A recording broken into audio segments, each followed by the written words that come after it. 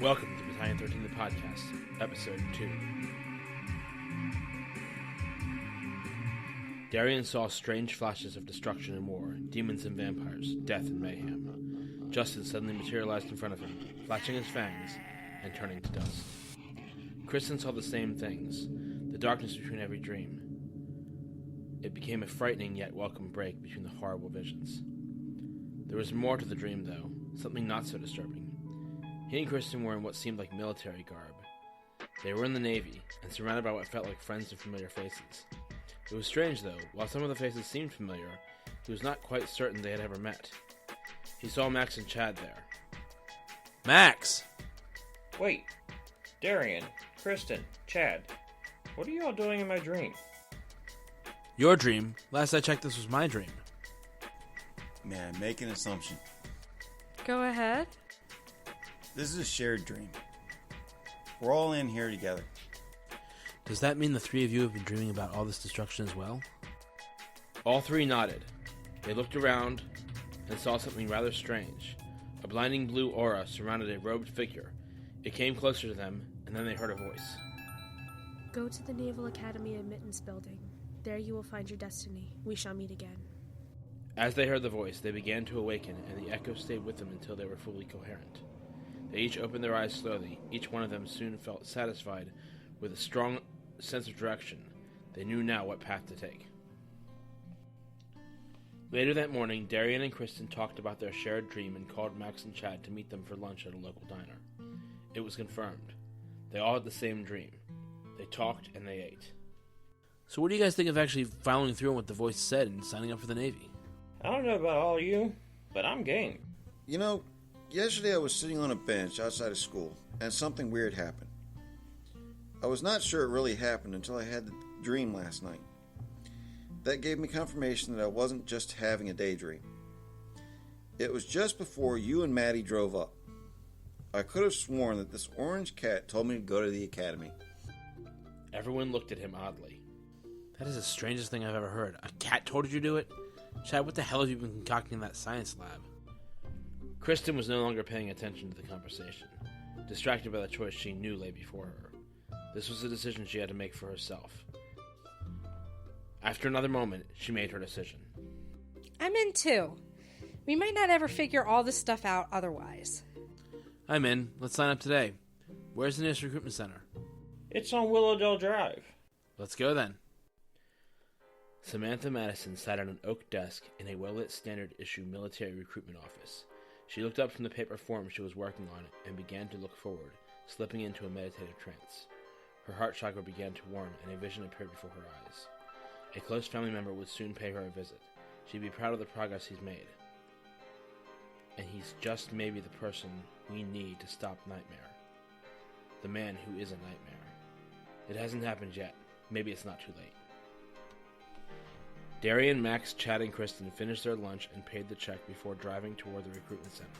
Once there, they signed up and were told about the Academy Testing Center in Annapolis. They would all need to be assessed, and so they were given the date, July 15th, 1995. Convenient that they would all be summoned on the same day. Darien had a thought that he wanted to discuss with Kristen immediately. It occurs to me that we should probably be married when we officially join the service so that they do not separate us during training or for assignment. Okay, well, forget about the big wedding. Let's just go to the courthouse and get it done. We should probably talk to my parents tonight. Yeah, it might be a good idea to see what they think about all this. Kristen felt nervous but excited about this new chapter in her life. Some women might have been bothered by the prospect of not having a fancy wedding, but that had never mattered to Kristen. Having her closest friends and family present was all that mattered. She loved Darien's family like her own, and now they would truly be her family. They went back to Darien's house after dropping off Max and Chad. Mom, Dad, we have something important to discuss with you. Darien's parents came downstairs, and they all sat at the dining room table. What is it you wanted to discuss? We need to get married by July 14th. His parents were visibly taken aback. Why so soon? We thought that you would go through at least a year of college first. We were going to talk to you about planning it for early next year. We signed up for the Navy, and we realized that it would be better if we were already married when we went in, so that we would stay together. The Navy? Why? Eugene was worried. His eyes narrowed with concern. Look, Dad, we've talked about it, and if it's too much trouble, we can just go to the courthouse and get it done there. She left unspoken her hope that he would have a better idea. This is a bit much to take in. I could use a drink. Anyone else?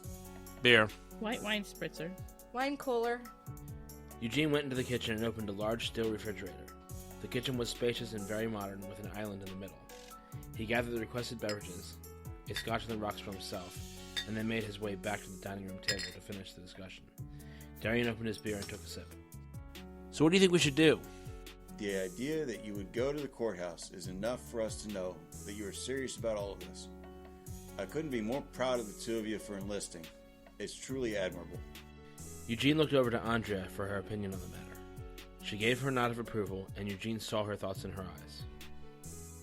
We will try to plan this wedding for a weekend before you leave. We will do what we can afford in the time given. If we can get Max and Chad to help, that would save us a little on the hired help. That shouldn't be a problem. For the next several hours, they narrowed down every aspect of the wedding. 1 week and a dozen phone calls later, they had the whole thing planned out and funded. It was set for Sunday, July 10th. There wouldn't be time for a honeymoon. They would be reporting for testing within a week of the wedding. Besides, they didn't have the funds for a honeymoon. It would have to wait. Max and Chad were slumped down into a vintage Paisley parlor sofa in Chad's parents' basement. The sofa probably should have been declared a cat-scratching post and thrown out. But it was more comfortable than the beanbag chair spewing beans or the aluminum lawn chair that was on its last leg. They were trying out finishing moves in their favorite video game, Mortal Kombat. Do you ever wish you had another shot with Madelyn? I guess sometimes. Always wish she'd given me a chance. I suppose I'm not her type. But it's hard not to care for her. I hope that doesn't make things weird between us. I'm not saying I'm going to try anything, just... Hold your damn horses, Chad. If anyone is going to go out with Madelyn, it's me. I'm sorry you missed out, but there's a shit ton of other girls out there. Find your own. We're buds, so I'll let it slide this time, but come on. You know how I feel about her. I don't want to hear another damn word about it. Fine. I just thought you should know how I feel. From now on, she's like a sister to me. You're my brother. Let's shake on it. Darien will want that. The men shook hands and sighed deeply as they walked away. After the graduation party, James woke up with an unquenchable thirst. He went for a walk in the forest behind his house and began running, fast. A speed far beyond anything he had been able to achieve before now. Mindlessly, instinctually, he pounced and tackled a full-grown doe to the forest floor, his teeth penetrating its fur and skin. He drained it quickly of its life essence. Following the bloody feast, he curled up under the shade of a 200-year-old oak tree, an action which seemed perfectly natural to him at the time. A voice seeped into his unconscious mind. Join me in 48 hours at the Two Keys Hotel in Baltic City. Your people will welcome you, and your purpose will be fulfilled. You will never want for anything. Every desire will be met.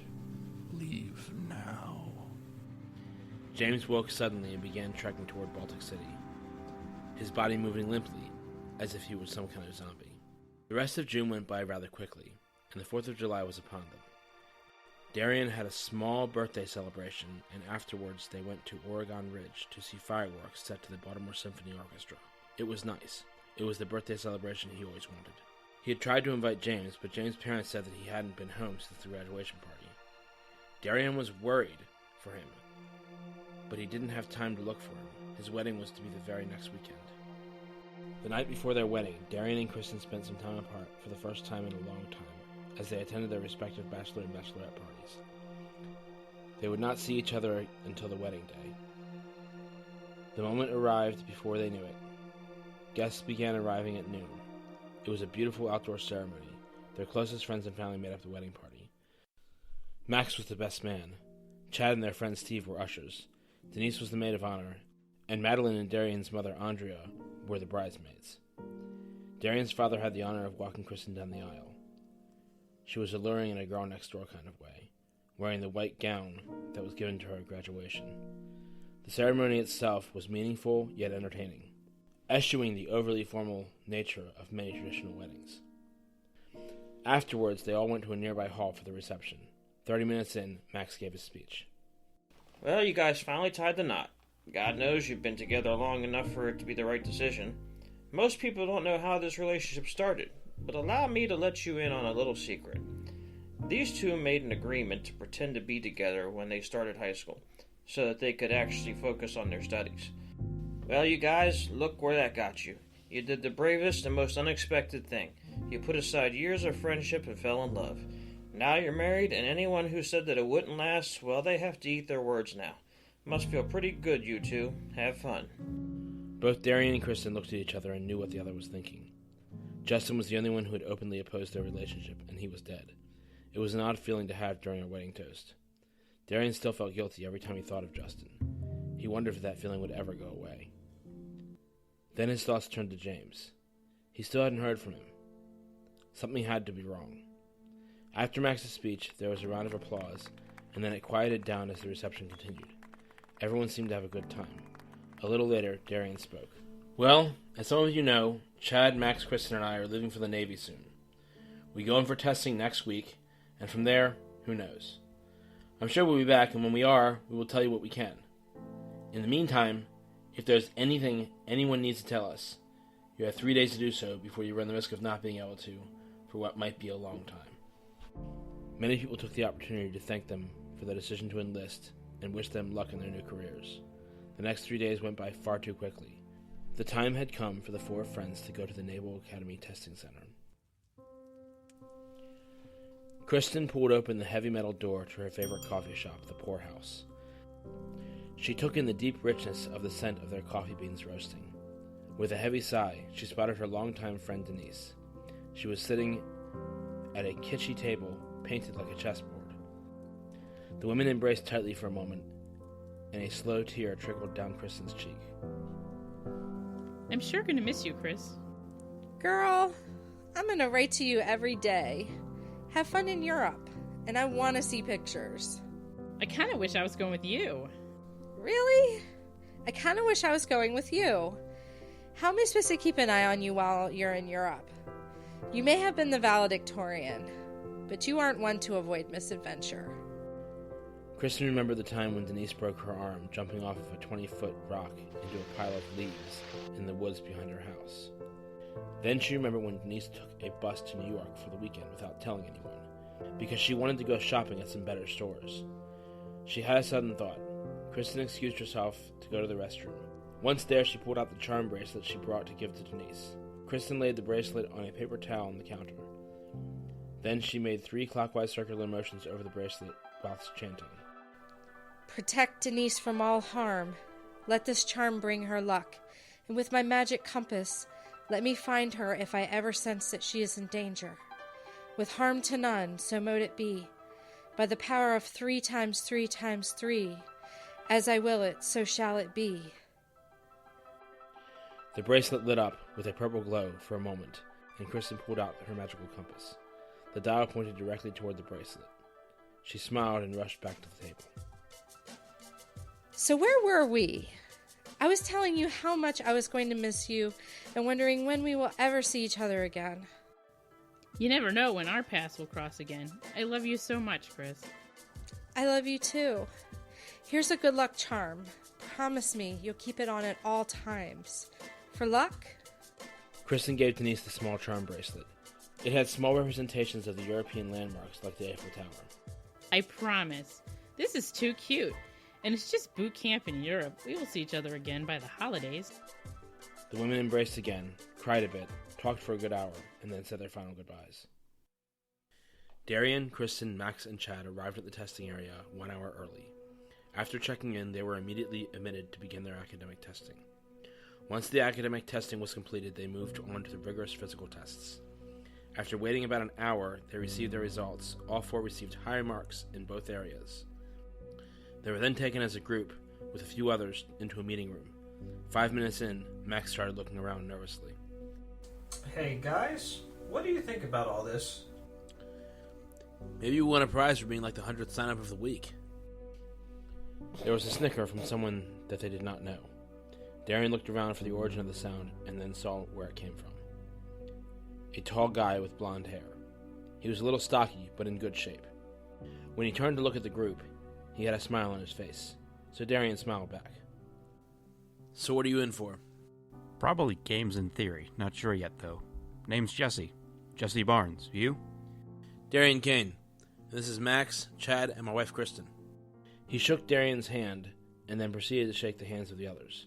Darien noticed that there were a few more people in the room that he did not know. Since introductions went so well with Jesse, he thought he should introduce himself and see who else he might befriend. Darien approached a guy that was about his height, with brownish blonde hair and dark shades. He was built and seemed a little more muscular than Darien. Hi, I'm Darien. How's it going? The other guy stood up with a very mean look on his face, and then his face softened as he introduced himself. John Matthews. I want to be a sharpshooter. Oh, and I'm good. Thanks for asking.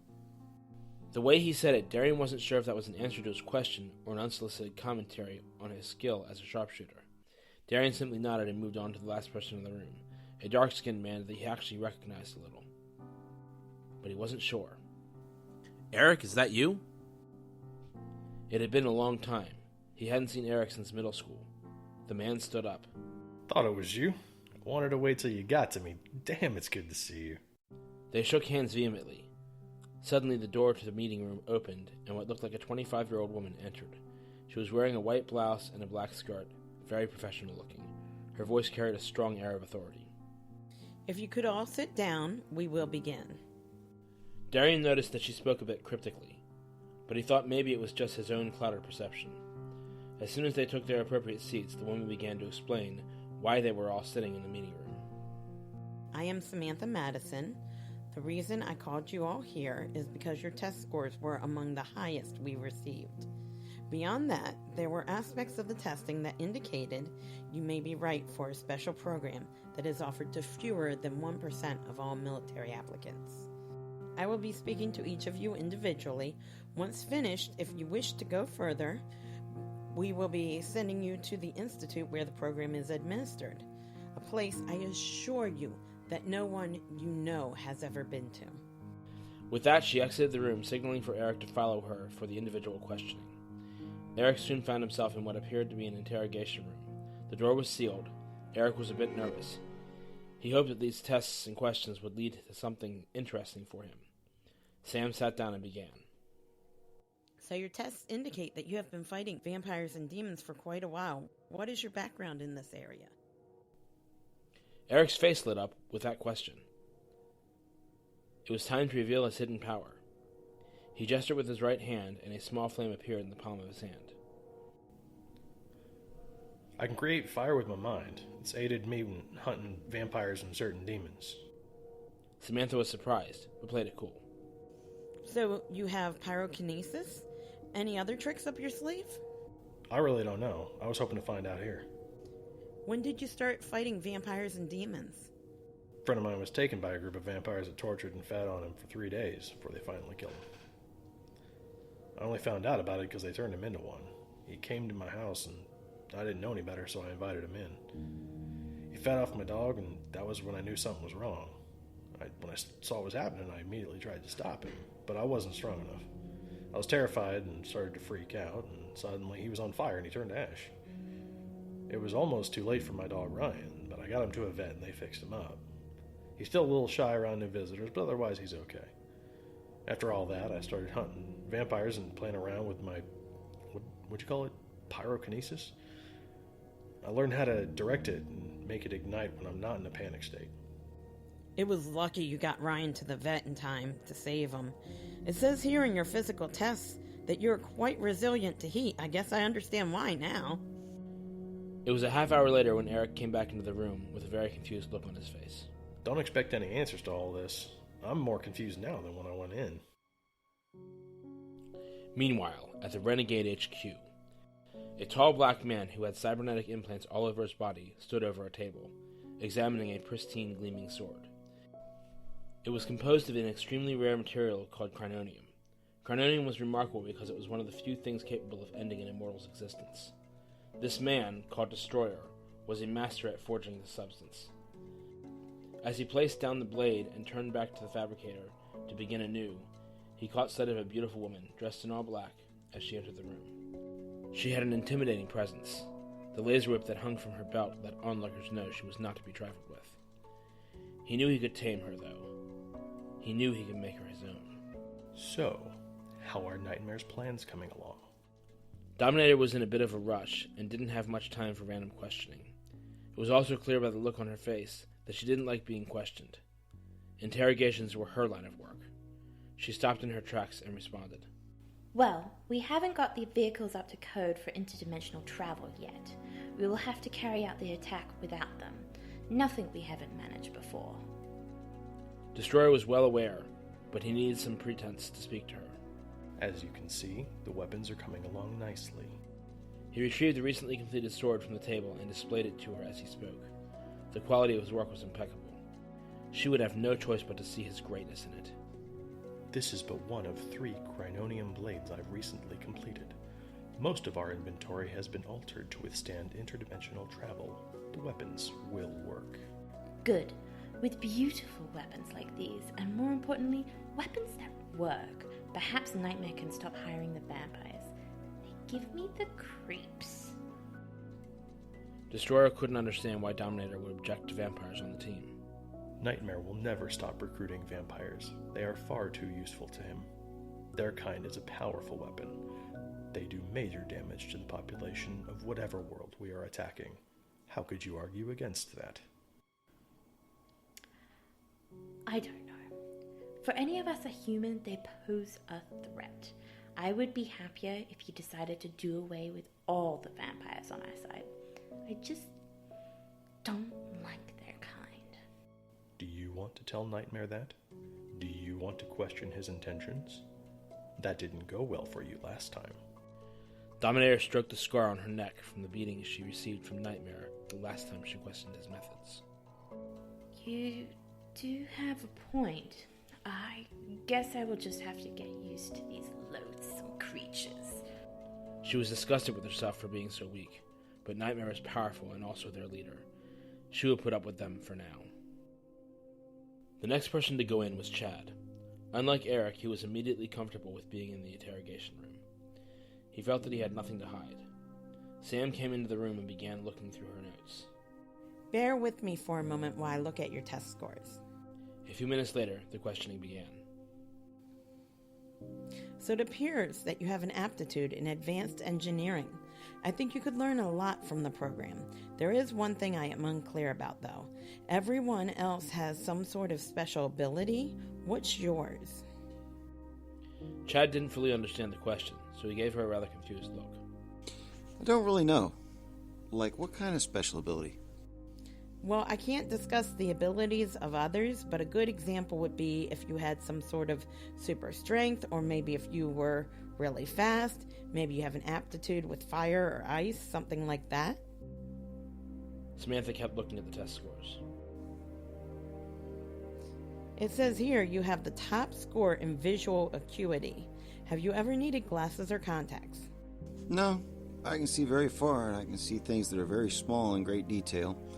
Is that the kind of ability you were looking for? Chad looked back to all the times his visual abilities had helped him, like when he took his driver's test. He passed the first time with a perfect score.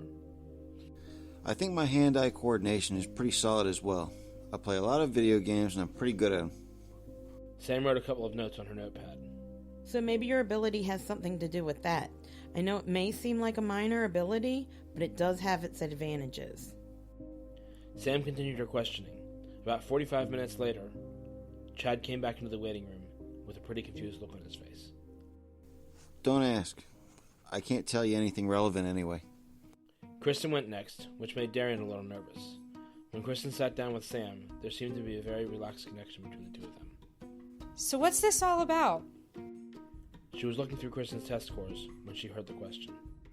I really wish I could tell you, but I cannot, in case you don't make it into the program. I understand. You have rules to follow. Kristen seemed to understand more than the last two subjects about the need for secrecy. Okay, according to your test scores, you have an aptitude in non-traditional science, which some here call magic. Can you name a time when you have successfully used a spell to get something done? Kristen was a little shy regarding her magical abilities, but figured if it would help her learn more, she would go along with questioning for now. When I was 16, I really wanted to have a day off of school. It was winter, so I thought I would try a weather spell. Once I got it to start snowing, it just kept going. I completely freaked. I looked through all my books on magic that I had at my disposal, but no matter what I tried, it wouldn't stop.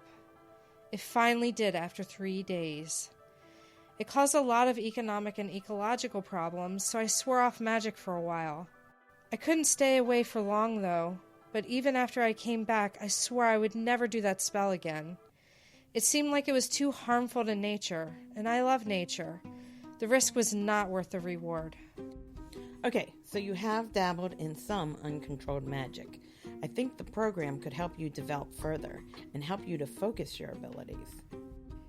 Sam noticed Kristen's shoes. I love your shoes. Where did you get them? A new place in the mall off Route 40. I was going to say, I really love your shoes. They both laughed a bit, and then the questioning continued. When Kristen returned, she had a smile on her face. I really can't tell you anything about the questioning, but Sam does have great taste in shoes. That's what took us so long. We got into a discussion on the comfort level of our shoes. Meanwhile, in a pocket dimension, the UAD Strategic Planning Committee sat around a conference table. A man in a suit spoke in panicked tones to a woman in dark clothing. This threat of the renegades is a major issue. We don't currently have the resources to deal with the entire world being destroyed by them. We are in the process of recruiting new members into the United Alliance of Dimensions. Samantha is talking to a few prospective members now. It will take some time, but... We don't have time to wait. If they get past testing, I want their training fast-tracked so that we can get them into the battalions so that we can have more bodies to fight this war. Yes, sir. I will relay the message to Samantha post-haste. Samantha indicated that it was Jesse's turn. Jesse sat down in the interrogation room and waited a few minutes for Sam to review his test scores. So it looks like you have a major aptitude for computers and robotics. Can you tell me anything more about that? Jesse shifted in his seat and leaned forward. Before I learned how to ride a bike without training wheels, I started to build microcomputers. Mostly out of junk people threw away. I learned robotics on a school field trip during a long drive to D.C., read a 400-page book and captured the entire process to memory. When we arrived at the Capitol, I was so intrigued by what I had just learned that I just kept talking to whomever would listen. My teachers and classmates got super annoyed, so from that point on, I just kept it all to myself. It appears that you may have latent technokinesis ability, or at the very least, hyperintelligence with an eidetic memory. I think you will fit great in the program. Jesse continued to talk about computers and programming for a while. When Jesse came back with Samantha, it was she who had a very confused look on her face. He certainly knew a lot about computers and technology. Samantha nodded to Max this time, and he got up and followed her out of the room. Meanwhile, a young teacher and his wife laid beside one another on a queen-sized bed covered in smooth black Egyptian sheets. As soon as he knew that his wife fell asleep, he closed his eyes and joined her in the astral realm, where they made love for several hours. When they awoke, both felt blissfully satisfied. Sean couldn't imagine a life without Alicia. He would do anything to keep her safe. Max was sitting in the interrogation room, twiddling his thumbs, as he waited for the questioning to begin. Sam looked over his test scores and began the questioning. It seems you have an aptitude in explosives. Have you ever made any homemade explosives?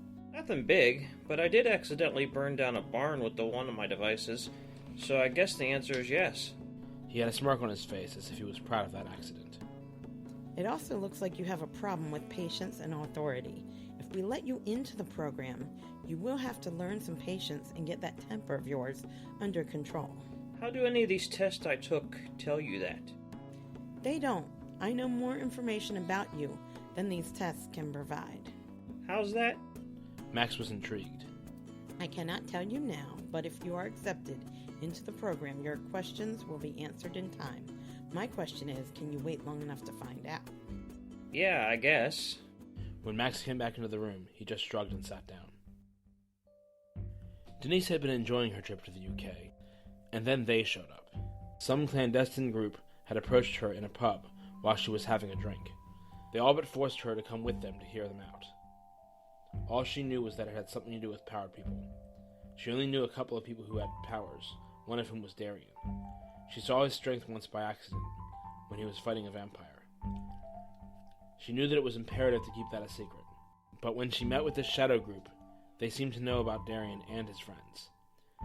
She was to meet them today regarding recruitment, and she was on her way. Once she arrived at the secret location, a tall man in a brown suit began talking to her as soon as she sat down. I am John Pearce, a member of the Order of Magistrates. So, Ms. Winters, I see here in our intelligence briefing that you have ties to several powered people. Can you tell me about them? No, I don't like talking about people behind their backs. If you want to know something about them, you'll have to ask them yourself. Her response was cold but not rude. John wrote a few notes down on his pad. Okay. Can you tell me why you keep their secrets? Because they asked me to, and I don't want to be responsible for their capture or the experiments that would be done on them. Look, Ms. Winters, we know about Darien Kaine. In fact, our superiors are working on recruiting him and his friends now.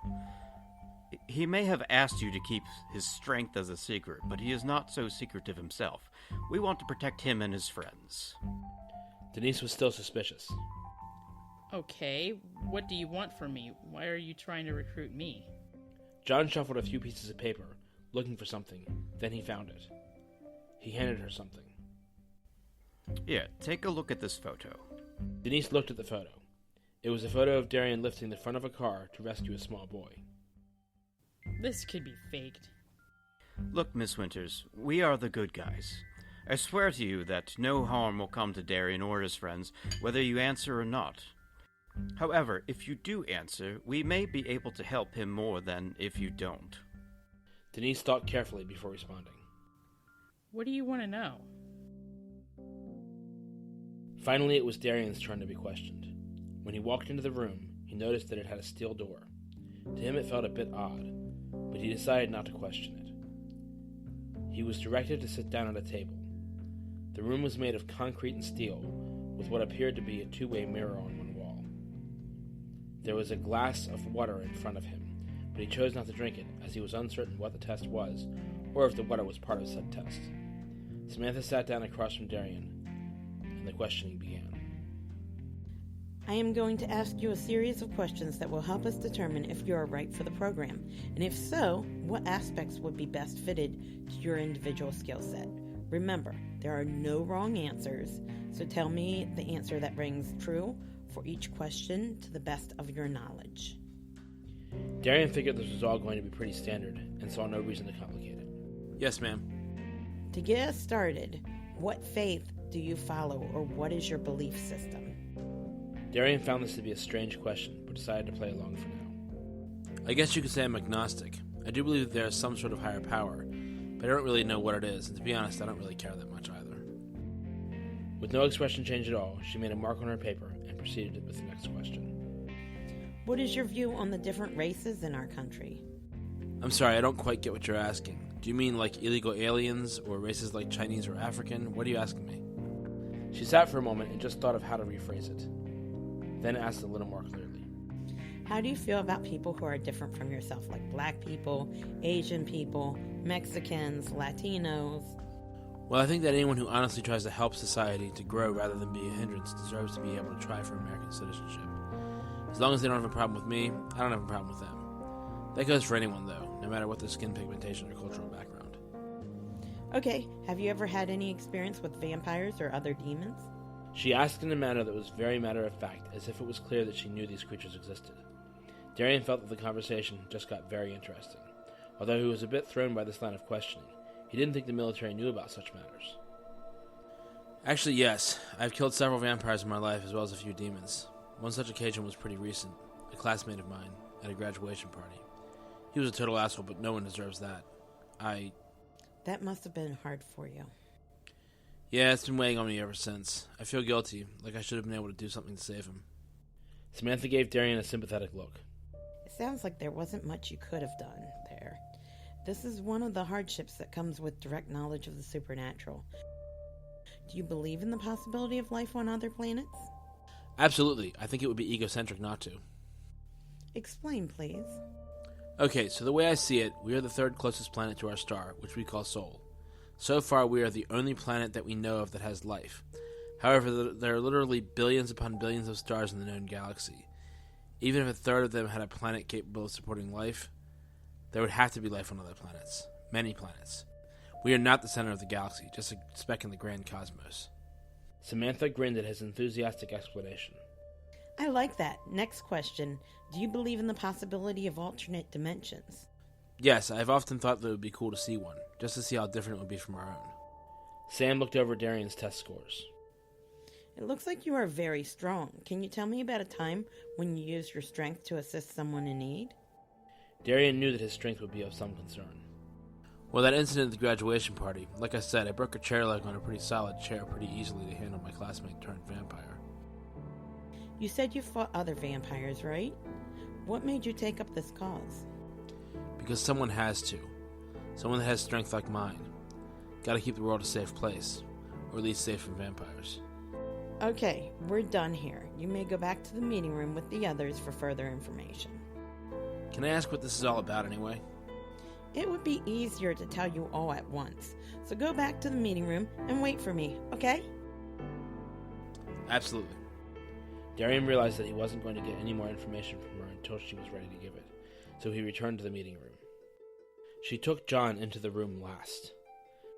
She sat down in the chair and looked at his test scores. Wow, I have never seen a better score for accuracy as a marksman. What's your secret? When I close my right eye, I can see very far out of my left eye. I trained as a youth on how to properly use a rifle. I've wanted to be a marksman most of my life. John was not at all nervous. He was calm and methodical in all of his answers. His questioning took the longest due to the field he was looking to get into. Once he was finished, he returned to the room with no expression at all and just sat back down and waited for further instruction. Darien was sitting in the waiting room, talking to his new friends. So, Jesse, where are you from? Jesse looked up from the magazine he was reading. Baltic City. I live in a secure building on Orlando Street with my mom and dad. My brother just got recruited by Western Maryland College up in Westminster to play football. What about you, Eric? What have you been up to? Mostly learning how to use my ability. Darien was intrigued, and by the look on Jesse's face, he seemed intrigued as well. What ability? Everyone, just look at my right hand. Eric snapped his fingers, and the flame appeared out of nowhere. Mrs. Madison called it pyrokinesis. Guess that's what I have. Darien smiled. He grabbed an empty metal chair and bent the leg easily as he spoke. You're not the only one with the gift. I've been using my strength to protect my town from vampires. Killed several so far. I don't hate it. We should go out vamp hunting together sometime. Well now, that sounds like a fun little play date, doesn't it? They both chuckled. Max was visibly annoyed. You show off too much, Darien. We don't even know these people and you're revealing your strength.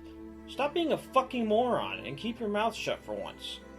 Darien was not surprised. Max didn't trust anyone, but Darien felt he had the right to show off to his old friend Eric. Dude, sorry if that upset you, but I know Eric. And besides, he shared his power with us. Why is it a big deal? Max glanced around the room. I'm not talking about someone you already know, and I don't mean any offense to any of you, but Darien, you need to learn to keep things secret. I can't even count the number of times I have stopped you from going public with your strength. Ever since you first got it, you've been showing off.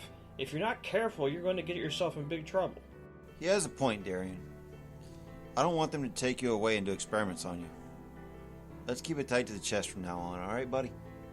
Darien felt a bit like he was under attack. But after he thought about it for a minute, he understood. Okay, no more showing off. Sorry, guys. I guess everyone in this room is pretty much in the same boat, huh? John put a finger up to his lips, as if to signify that keeping it quiet suited him just fine. Everyone else nodded in agreement. Sometime later, Sam called them into the conference room, and they gathered around the meeting table. I would like to say that you all did fine in the category of one-on-one questioning. It is now time for you to go home and relax. You will be contacted sometime in the next few days and given information as to how this will move forward. If all goes well, you will be starting the program within the next 2 weeks. Thank you. You are dismissed. The group exchanged some confused glances before walking out of the room to head home and wait for the call. It had been a full week since the Naval Academy entrance exams and the strange conversations with Samantha Madison. However, no one in Darien's group had received a call. Before they left the testing center, Darien exchanged phone numbers with John, Eric, and Jesse, just so they could keep in touch and compare their conversations to see what information they could glean from Sam's questions. They all became very fast friends and started hanging out on a regular basis. Darien got the call on a Tuesday. He was told to gather the others and meet at the building where they took their exams. They were to be there in 1 week to report for duty. This meant that it was time to say goodbye to their friends and family. Darien told Madelyn that since he was joining the military, she should stay a civilian. He could not imagine her joining the service anyway. Besides, he was allowed to be protective over his little sister, especially after what happened to Maddie's twin Matt. Since he went to military school, Maddie should just stay safe and sane. They all took the time to say goodbye to their friends and family. Kristen took the time to thank Eugene and Andrea for everything they had done for her. She was so very appreciative. Darien's family had become her family in more than name. In heart, too. Madelyn and Kristen had become even closer since she and Darien had married. Saying goodbye was probably the hardest thing she had ever done. There was a bus waiting outside for all of them. They boarded and left for the testing center. It was a moment filled with anticipation and excitement, but also sadness and worry. Darien's parents watched as the bus drove out of sight. Do you think they'll do well at the academy? Andrea looked at him knowingly. We did. I'm sure they'll be just fine. Jake will watch over them. I spoke with him yesterday. It was Samantha that administered the test in the first place. I'm sure they'll be just fine. We'll see them in a year. Still, it's too bad we couldn't tell them about our own experiences there. That might have made things a bit easier for them to understand. Well, they'll know soon enough. You do still have a lot of records of achievement there. I'm sure they'll see them. You're right. I'm sure they'll be fine. And when they get back, there'll be no more secrets. That'll feel good. Andrea looked at Eugene and thought about their son Sean. Darien could not remember him, but Sean was his older brother. When he left for the academy, Darien was 13 years old. No one ever mentioned Sean again. It was like he never existed. Andrea and Eugene remembered him, and even kept in contact with him when they could. The last they heard, he had become a teacher at the academy. Andrea wondered if Darien would see Sean there. She knew that if he did, he would immediately remember him. Samantha was also a member of their family. She was Sean's twin sister. Darien didn't remember her either. They both left for the academy at the same time, and both decided to stay in service of the United Alliance of Dimensions. Samantha decided to become a member of the Order of Magistrates, and spent most of her time off-world.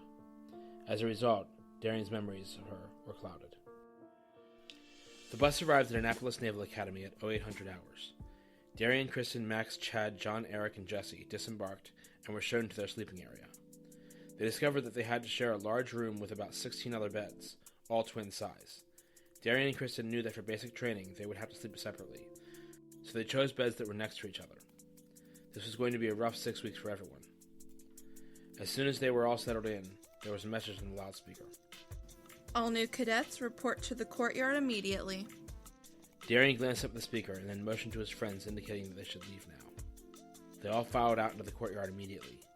When they arrived, they saw a man in camouflage pants and a black tank top with a sergeant's hat and silver-rimmed sunglasses. He was big and imposing, with black hair and a mustache. Line up, ladies. My name is Sergeant Drake. I am your drill instructor. When I speak to you, you will address me as Drill Sergeant. Is that clear? Yes, Drill Sergeant! After a long lecture from their new drill sergeant and a 6-mile run, they all headed back to their sleeping quarters. How about that drill sergeant? Yeah, wow. What a piece of work. What's funny is it's like every military movie I've ever seen. This guy could be in any one of them. Well, let's go get some lunch and see what's next. They all went to the mess hall, ate, and reported back to the sergeant afterwards. The sergeant had them run a rigorous obstacle course. By the end of the first day, everyone in the training squad was so exhausted that they just passed out in bed after a quick shower. The following week was pretty much the same routine every day.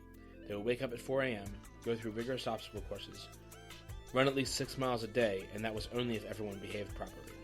One day, John mouthed off to the sergeant, and they all had to run 12 miles. John did not make many friends that day. The second week of training was a lot like the first. The only difference was a carrying exercise where everyone had to carry machine guns through the obstacle courses as well as on the 6 to 12 mile runs. During the third week, they started weapons training. Everyone in Darien's group made it through with certifications and high marks, especially John. He had a real talent for handling weapons, and got the highest marks of the entire squad. The drill sergeant took a special interest in him because of his skills and recommended him for sharpshooter training. By the fourth week, Darien and Kristen had found a place to sneak off together where no one could find them. They were never caught, but may have missed out on a few small training exercises. John was separated from the main group for about a week for specialized sharpshooter training. When he came back, his attitude had changed from cold and sarcastic to cold and quiet. The final 2 weeks of training covered concepts from prior weeks combined together, some additional weapons training, survivalist training, and team missions training. Other than a few minor injuries, most of the recruits got through unscathed. 3 of the people who started training at the same time as Darien and his friends had washed out. Once basic was over, the drill sergeant actually took the group out to a local bar to celebrate. He took the opportunity to talk to Darien and friends about where they would be going next. So I understand that you all have been selected for the program. I'm glad to hear it. Darien was a bit shaken by the sergeant's words. Do you know what the program is? I'm not at liberty to say, but I've seen your test scores and I think you'll all enjoy the challenge. You leave at midnight. It'll take several hours to get to the island. You'll probably be there by morning. Max caught something that Drake had said, and it gave him pause. Island? Yes, the island is the first step. I can't tell you much more than that. Darien was the only person paying full attention to their now former drill instructor, and was intrigued by what had been said. So what happens after that? Drake smiled a half smile at Darien. That part, I can't tell you. It's different for everyone. But what I can say is, it is vital that you follow every instruction that Miss Sanders gives you once you arrive on the island. May also be a good idea if you don't sneak off with the wife during any of the instructions. You knew about that? Why didn't you bust us? Drake gave Kristen a very genuine smile and then left the table. Kristen laughed to herself. Deep down, that rough drill instructor was a romantic. That gave her a newfound respect for the man. The rest of the evening passed too quickly. Darien and his friends were ready to leave for the program, whatever it was, by 11 p.m. Once they arrived at the airport, they were taken on a small plane to New York, where they boarded a yacht. They were then taken to a small island off the east coast of the United States. Once on the island, they took a shuttle bus to a building that was pointed out to them as their dormitory. They were still almost completely in the dark about the nature of the program. This was a unisex dormitory, and it had no other buildings anywhere near it. It confused a lot of them, but it was only Darien that finally said something about it. So where are we? The shuttle bus driver turned to face Darien. All will be made clear soon enough. Believe me, you're not the first person to ask such a question. Darien nodded and then noticed someone coming toward the bus. The door opened and a woman who was wearing a polo shirt and tan slacks walked up the bus stairs. Hello, my name is Winifred Sanders, Fred for short. In the coming days, I will be showing you all to your rooms and telling you about some of the rules for the dorm. Please, follow me. She then walked off the bus and waited for the group to follow. Darien shrugged, got up and headed off the bus. Everyone else followed. Once they were off the bus, the driver closed the doors and drove out of sight. Darien and his group stood looking around at the flat plains that went on as far as the eye could see until they dropped into the ocean. The group began to follow Fred into the one single building. The sliding double doors opened automatically. Once they were closed, Darien noticed a small white mist beginning to form outside. He did not think anything of it, just figured it was normal weather for the island. The elevators are out of service at the moment. We will have to take the stairs. She then opened the door, and they all followed her up the stairs to the 13th floor. Darien noticed that the door to the 13th floor actually read 13th floor. He found this odd. They usually skipped directly to the 14th floor. You don't often see a 13th floor.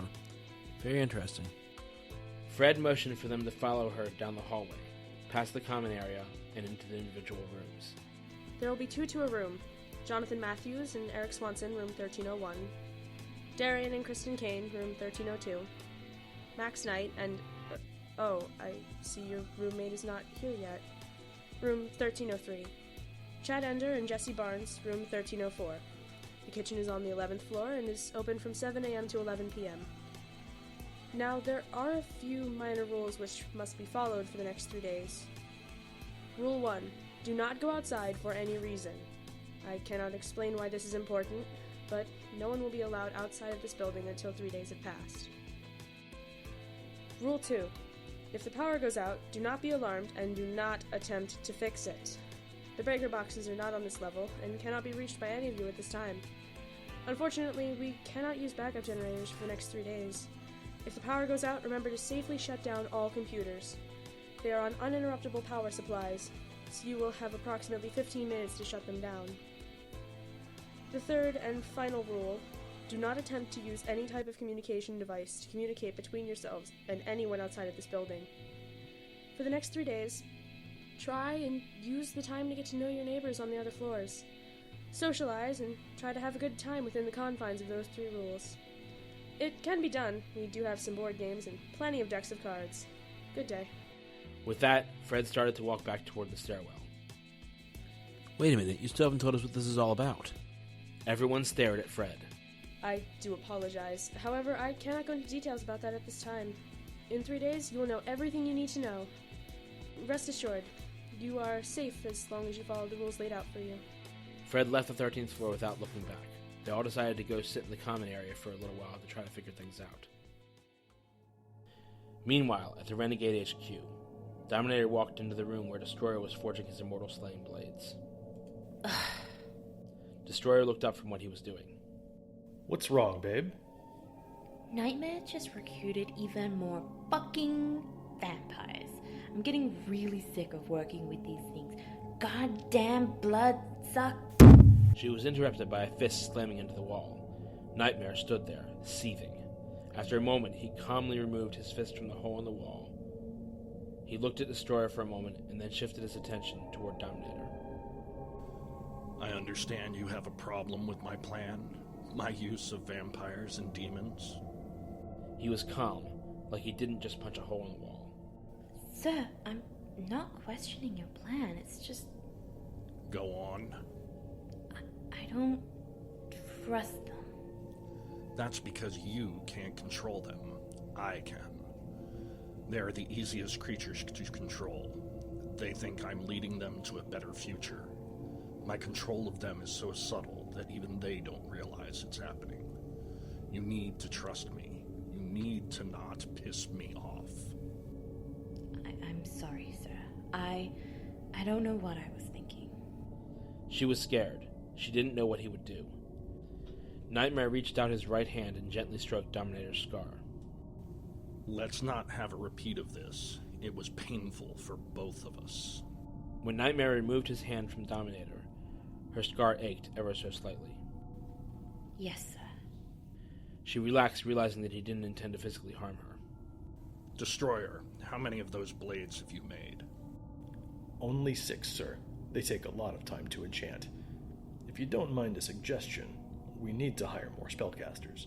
It would make the job so much easier. You continue to serve our collective best interest, my friend. Dominator, you need to listen to this man.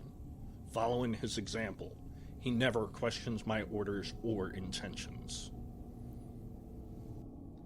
It was at that moment that Dominator realized that it was Destroyer who told Nightmare about her doubts. She would punish him later, when he least expected it. He would pay. John grabbed a deck of cards and gestured for everyone to sit around the nearest table. Everyone sat, and John started dealing the cards out. Chad was a bit nervous. Anyone feel like we just joined a cult or something? Jesse looked around the room. This is some ultra weird shit, I will say that. So what do you think we're into here? CIA? NSA? FBI?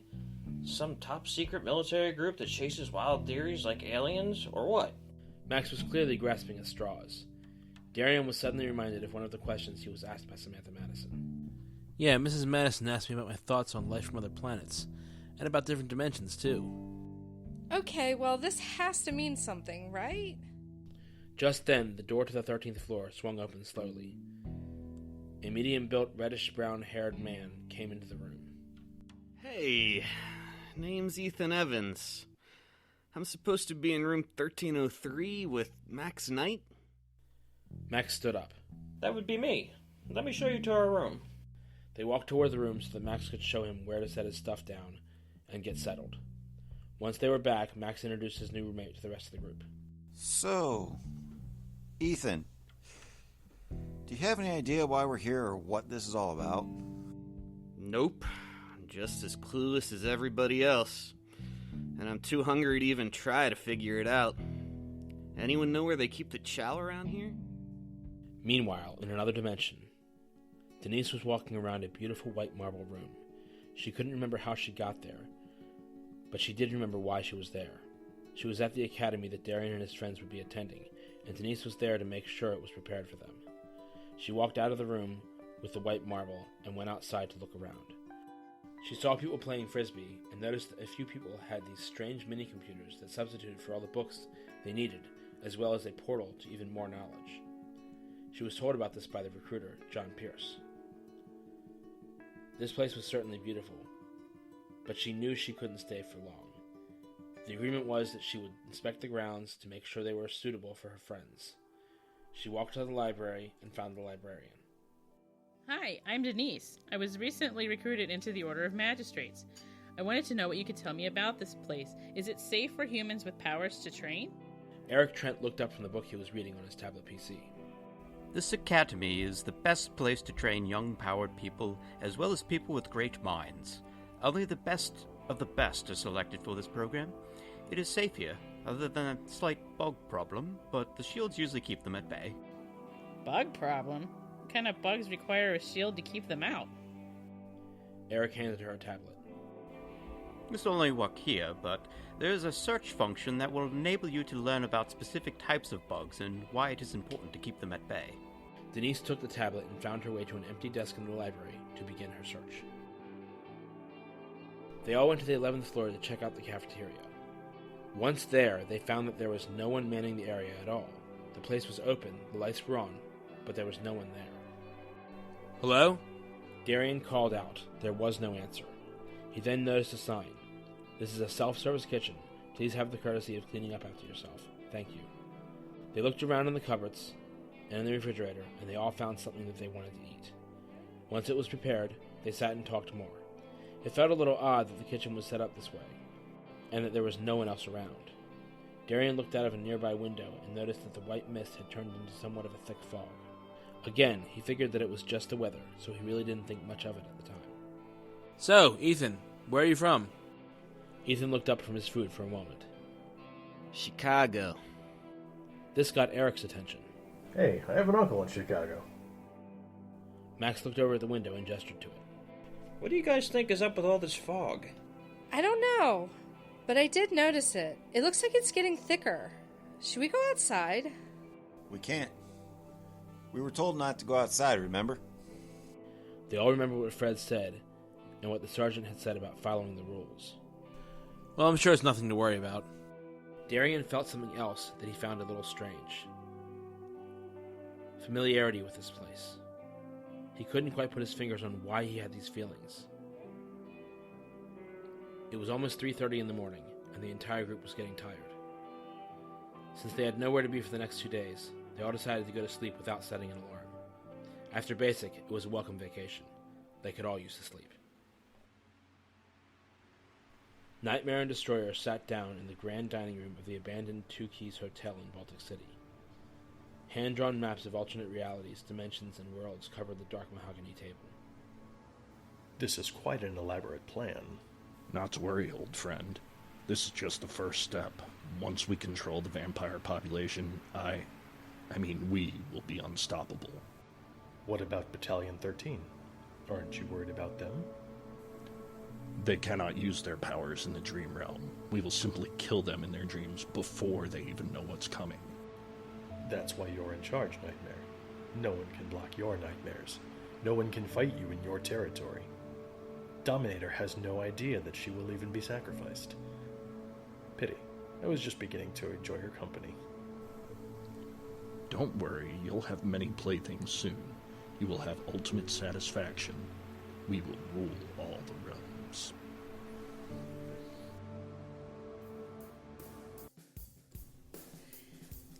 July 17th, 1995.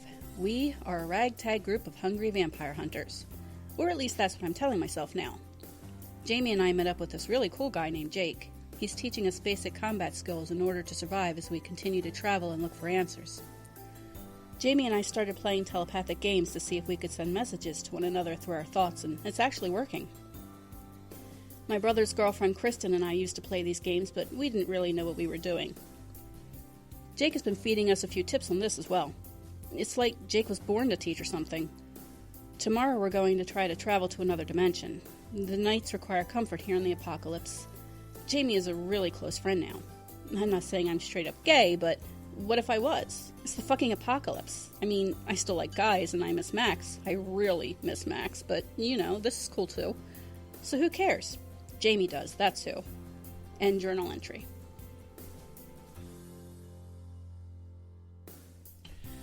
Thank you for listening to the second episode of Battalion 13, the podcast.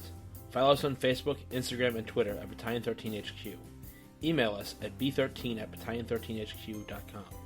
Support the show by becoming a patron at patreon.com/Battalion13HQ.